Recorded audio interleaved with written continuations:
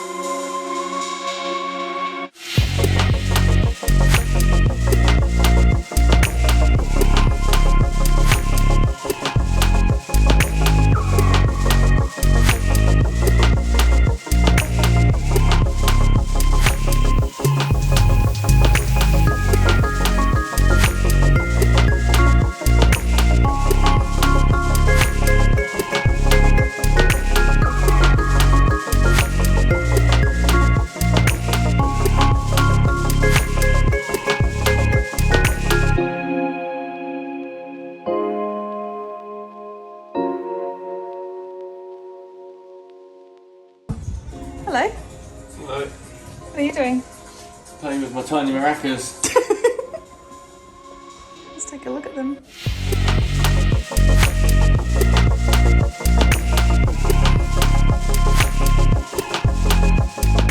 La Garganta Hotel also has their very own Caminito del Rey brew. So of course we have to try this.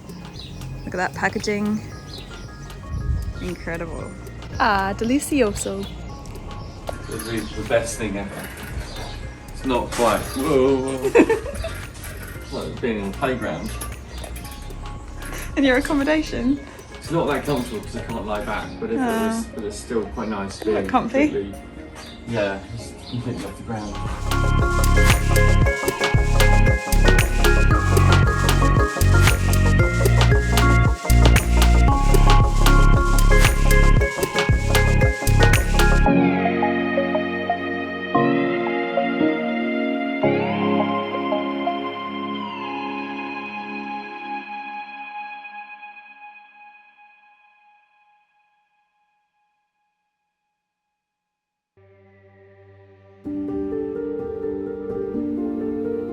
Good morning, it's climbing day. Let's check out the weather and see what's ahead of us today as we attempt to tackle the Caminito del Rey.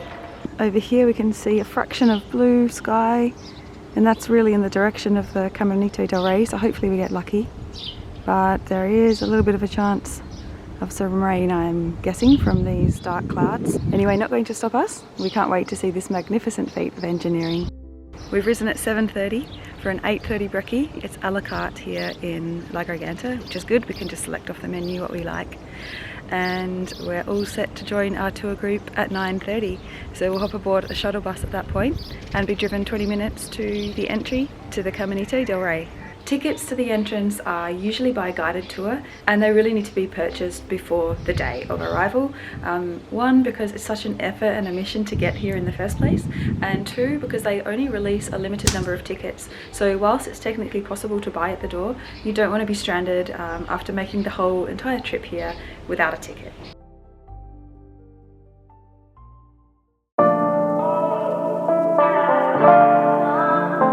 After a 20-minute bus ride from La Garganta, we've arrived.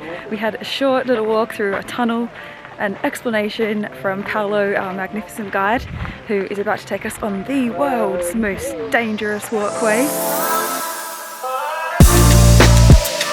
This pathway was once called the Camino del Rey, which means the King's Pathway. Over time, the locals have affectionately called it Caminito del Rey, which means the King's Little Pathway. The Caminito del Rey is 100 meters above the ground, significant drop, and only 1 meter wide. So it's a little bit treacherous for those with vertigo. It's perhaps not the best first date move, because if you bring someone with a fear of heights, you could be losing. Anyway, it's a buzz here with excitement. People can't wait.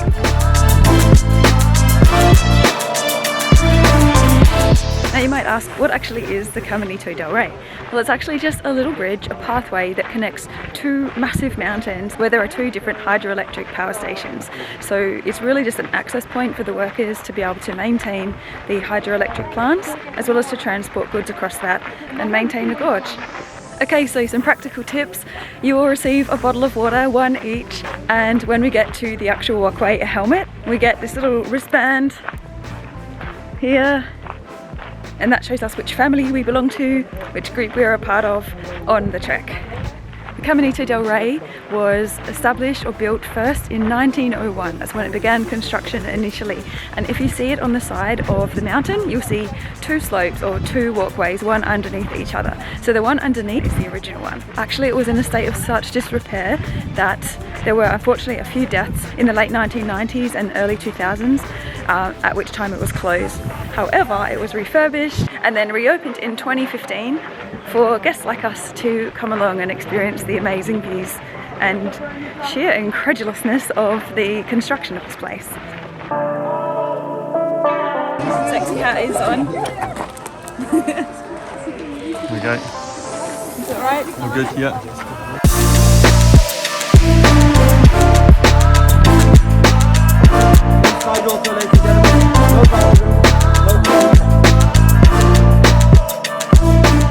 Off we go on the Caminito del Rey with our very fetching hats on. Biggest disappointment of everyone's day has been the fact that there are no selfie sticks, no Insta 360s, just a good old-fashioned selfie, handheld. So psyched for this. Great weather, cracking day, bring it on.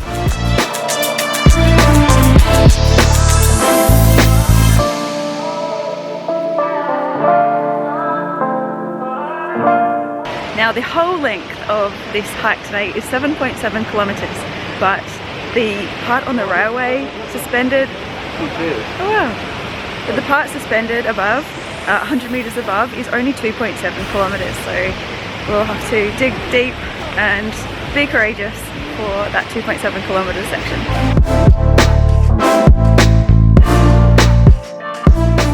Here we are at the entrance to the boardwalk in the Caminito del Rey.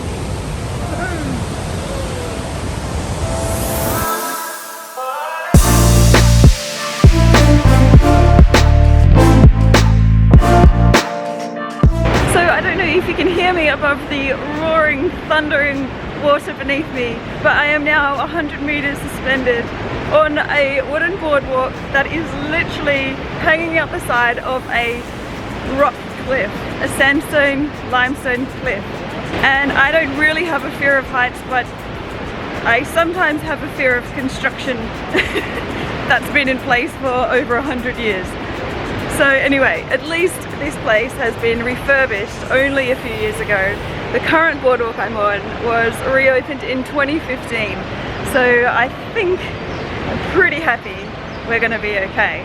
Would you believe that these iron loopholes, these iron rods here, are designed for flowers to be adorned atop?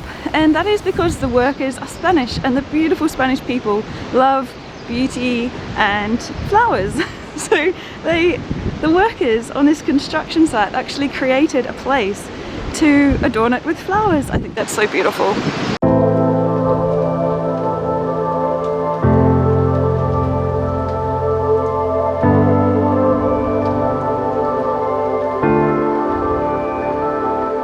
We are currently walking down the chocolate steps, or so-called chocolate steps, because they are in the shape of chocolate, and these really helped the workers back in the day when construction was underway, because they've got little ridges, and if they were carrying or wheeling up 300 kilograms worth of bricks and supplies, it allowed them to stop and have a natural resting place for their wheelbarrow.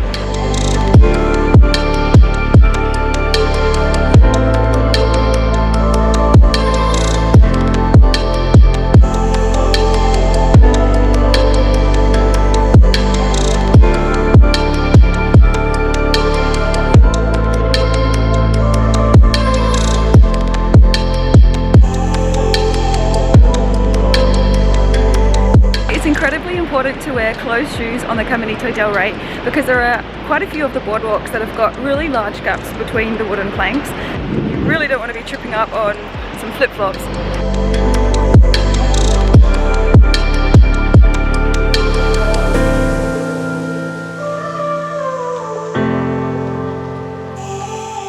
Being suspended on a man-made bridge that is jutting out of a cliff takes a little bit of time to get used to, and it's a little bit like flying in some respects.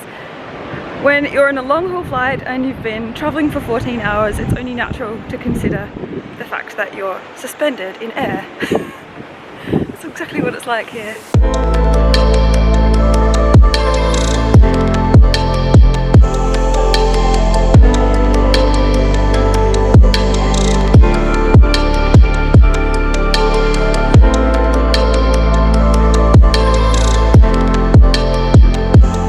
Sadly, with the closure of the park, this beautiful national park that surrounds the El Caminito, there was a loss of population of some species of animals here, and that was purely because of hunters who came in and hunted the otters and the deer. So sadly there are no more deer in this area, but the otters have come back of their own accord now that the park has become safe since its reopening in 2015. You'll see many goats, many vultures, and you'll be very lucky if you do see an otter, but they're down there, we're promised. Just seen a goat.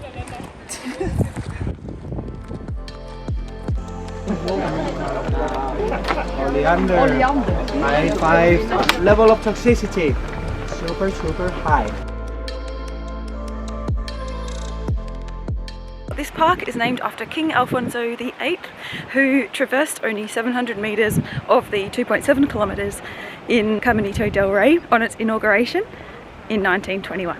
The reason he became involved was because the water source and electricity that it was generating was creating a lot of money and wealth in the region, and as a royal he wanted to be in on that. So as an avid businessman, he bought out half of the privately owned company.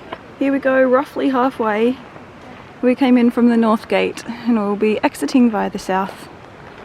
Our group is doing fantastically, and we have now hit the solid ground through the national park.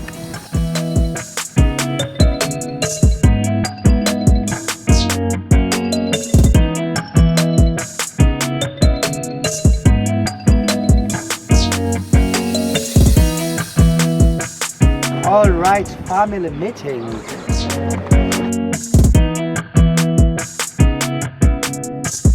Caminito del Rey began collapsing, and that is when the famous accidents started happening. But also because something happened in Europe and worldwide, and that is that rock climbing became a popular sport. People at home will hear on the television the words accident, rescue, Caminito del Rey, and danger, and all of a sudden people started calling this place the most dangerous hike in the world. Come on, that is a very dramatic sentence. I mean, I'm just an ignorant, but even an ignorant like me, I believe that climbing Mount Everest is a little bit more dangerous than this. Is this the most dangerous hike in the world?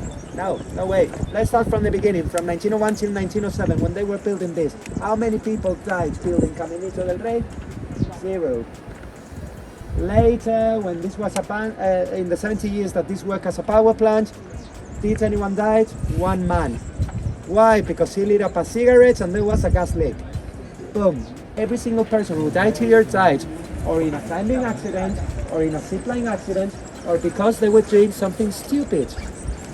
Come on guys, we are human beings.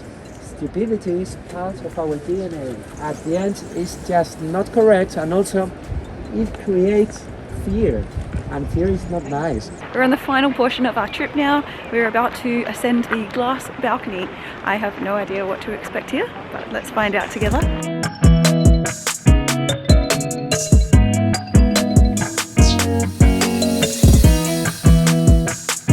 From here you can clearly see the previous Caminito del Rey and the current walkway that's been built above it. Oh my gosh, don't look down, don't look down, don't look down.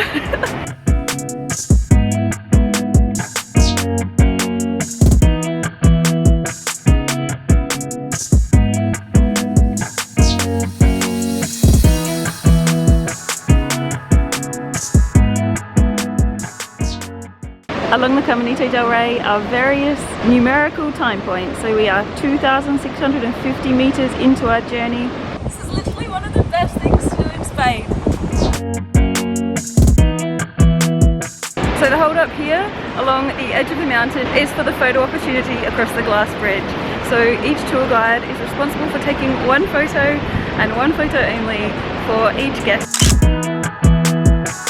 The bridge has just come into view. It's simply stunning from this angle. It makes the whole trek worthwhile. There is absolutely nothing like being out in nature. Even though this man-made construct exists around these mountains, it's built in this huge national park amongst these limestone and sandstone mountains. And this is such a treat coming to Spain to do something so extraordinary as this. While it might look like you will go through this little bridge that you can see suspended between the two mountains, that is not actually correct. There is a suspension bridge just above it, which is how we'll be crossing the gorge. Now we have all these groups, and you can see why it's so important to get your ticket ahead of time, because it's just such a popular activity in Spain, really well worth doing.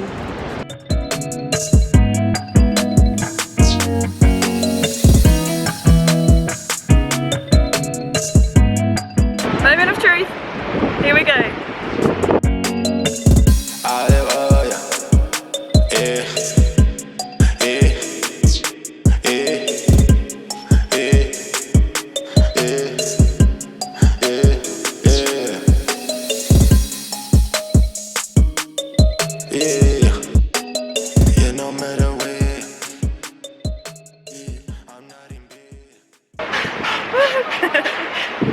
Made it.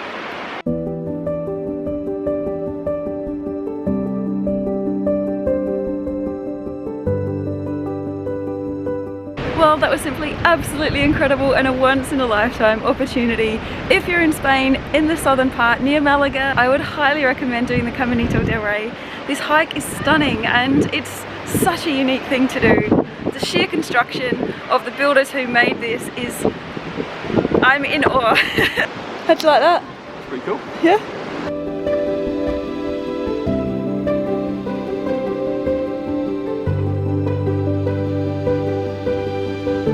We're now finishing up at 1:10 p.m. and we left around 10 a.m. this morning.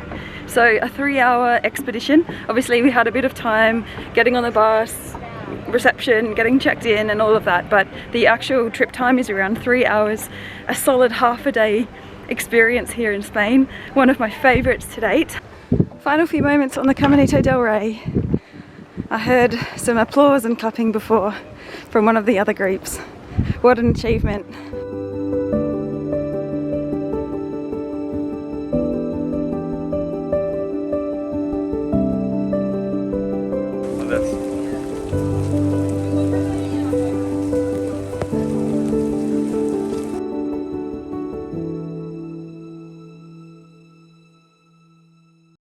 We've made our way back to La Garganta and time to reflect on what was the most amazing trip and expedition I think I've been on in Spain so far. It's just simply impossible not to think of these people working on the side of a mountain to make access and pathways possible. Etching a pathway into the side of a massive cliff is so astronomically amazing. We had a little bit of inclement weather with the rain, but otherwise just really beautiful sunshine. We can see the vultures flying around, we can see goats on the side. If you peer hard enough, you can see the otters.